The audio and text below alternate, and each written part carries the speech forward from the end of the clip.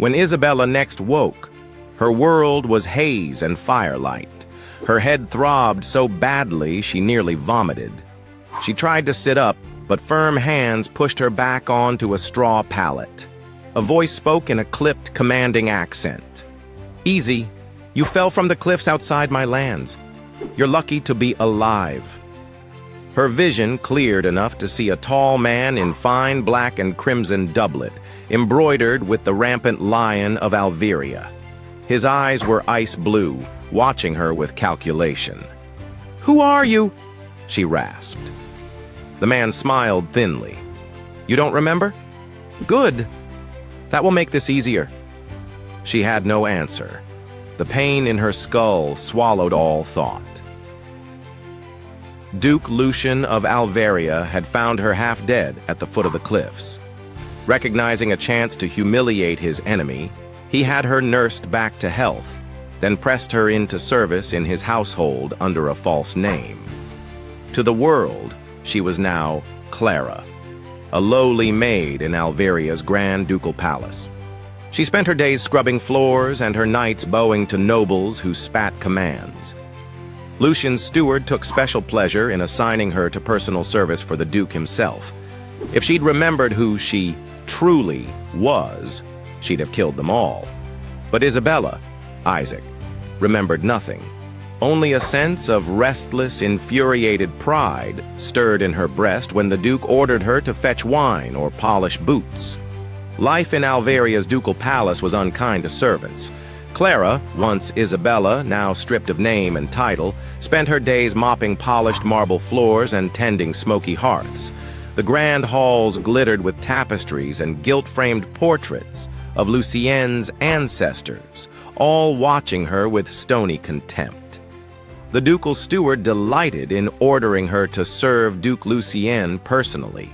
He made her pour wine at dinners, hold his cloak as he dressed, even polish his riding boots. Lucien, for his part, rarely spoke to her.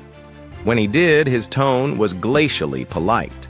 But behind his pale eyes, she sensed calculation. One night, 3 men crept into Lucien's private study. They were woefully incompetent. One tripped over a candelabrum and nearly set the tapestries ablaze. Another dropped his dagger with a loud clang. Lucien's guards caught them easily. When questioned, they stammered that they were there to inspect the Duke's water supply. A lie so absurd even the guards snorted. The would-be assassins were thrown into the servant quarters under guard. The next morning, Clara was ordered to bring them food. When she entered the dim cellars, they fell silent. Then, the oldest one squinted at her. "Elena?" She blinked. "What?" The men exchanged panicked glances. Clearly they hadn't expected to see her. The youngest blurted, "Sister! Thank God you're alive!" "I'm... your sister?" she asked, slowly. They nodded so hard their necks cracked. "Aye, don't you remember us? It's me, your eldest brother Geoffrey, and these are Walter and Tom. We thought you died years ago when bandits attacked." She frowned, head pounding. Her memory was a black well. "We're here to kill the Duke," Walter added helpfully. "For revenge." "Revenge?" Geoffrey shot him a glare. "Quiet! She doesn't remember that part yet." But Clara's eyes narrowed. "Tell me everything." Faced with her steady glare, the 3 men crumbled. They spun an elaborate tale of how Duke Lucien had butchered their family and how they'd spent years planning this assassination. By the end of it, she felt a strange righteous fury stirring. "Fine," she said coldly. "If you're truly my brothers, then we'll finish what you started, but do it my way." Meanwhile, Lucien had noticed the new maid's restless spirit. One evening, he found her scrubbing the ballroom alone. He paused at the doorway, watching her silently, noting the stiff line of her back, the set of her jaw. "Clara!" she startled, rising too quickly, spilling the bucket. "My lord!" she bit out, voice low. He studied her. "You're different from the others." She wiped her hands on her apron. "If you mean I don't flatter you, forgive me. I'm a poor liar." His mouth quirked, almost amused. "You're an intriguing liar. You just don't know it yet." She scowled. "If you're so dissatisfied, send me away." Lucien's eyes glittered. "No, I think you'll stay. I want to see what you're really capable of." Her hands clenched. She forced herself to bow, biting back every insult she wanted to spit. But in her heart, something cold and sharp began to form. A plan. Clara soon learned Alvaria's ducal household had cruel punishments for insolence. After sassing Lucien once too often, he had barely blinked at her curses, merely quirked an eyebrow and issued orders. She was stripped of her usual duties and sent to the lower scullery. There she was put to work scrubbing latrines, scouring chamber pots, and emptying refuse into the moat. The steward seemed to relish it. "See how you like the scent of your own pride," he sneered as she gagged over the stench. But even in the stink and darkness, trouble found her. The three so-called brothers had been sentenced to menial work as well to avoid execution for their bungled assassination. When they first saw her in the scullery, they paled.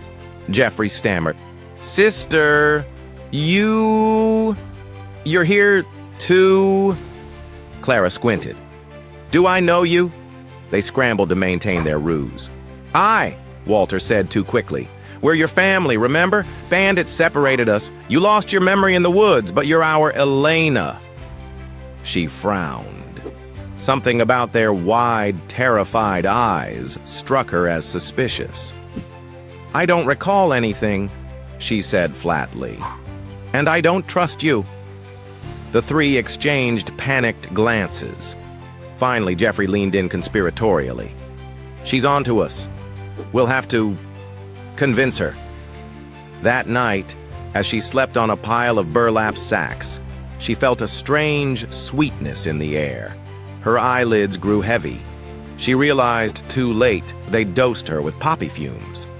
In a feverish half-dream, she heard them whispering by her ear.